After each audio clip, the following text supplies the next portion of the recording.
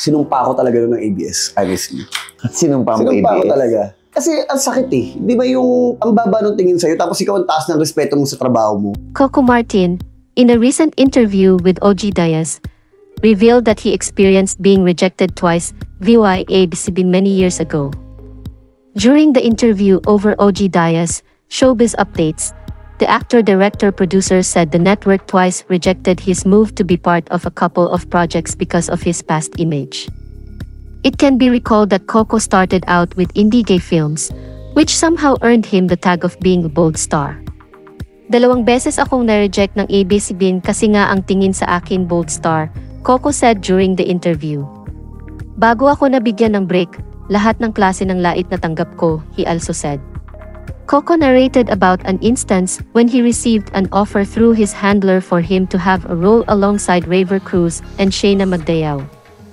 When he accepted the role, he was later informed that the offer had been withdrawn because he was viewed as a bold star. He also quoted what the casting agent told his handler during that time. Sexy actor pala si Coco Martin. Alam mo naman ang ABS-CBN may image, Coco said, quoting the casting agent. Doon na ako nasaktan. Galit na galit talaga ako, he said. Bakit ganon?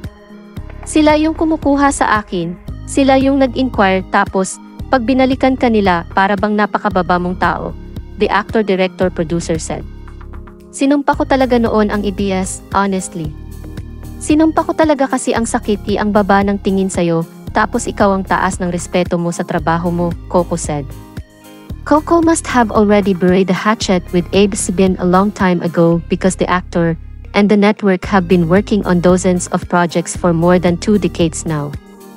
Sinumpa ko talaga nun ng ABS, honestly. Sinumpa mo Sinumpa ko ABS? talaga. Kasi ang sakit eh. Di ba yung ang baba nung tingin sa'yo, tapos ikaw ang taas ng respeto mo sa trabaho mo? Bigla ako nagpa-drug test sa set. Lahat ng artista, lahat ng mga... Oo nga, ba't ka nagpa-drug test? May nag-positive. Ano sabi ko? Hindi ka po pwede magtrabaho. Ang pinaka kasi ayoko yung nagtatrabaho ka para sa vision mo. Kahit magtampo ka pa sa akin. Siyempre, masyado ng kalat sa marami na matulungin ka. Yung iba iniisip nila, kailan o tatakbo ba sa politics someday si Coco? Inaalok na ako kaya tatakbo ako ng konsehal. Sa iba yung kakalkalin talagang buhay mo. Alam mo naman po na kinakalkal ang buhay mo. Pero buti nakikip mo siya. Kasi aminin ko na, sa posisyon ko ngayon,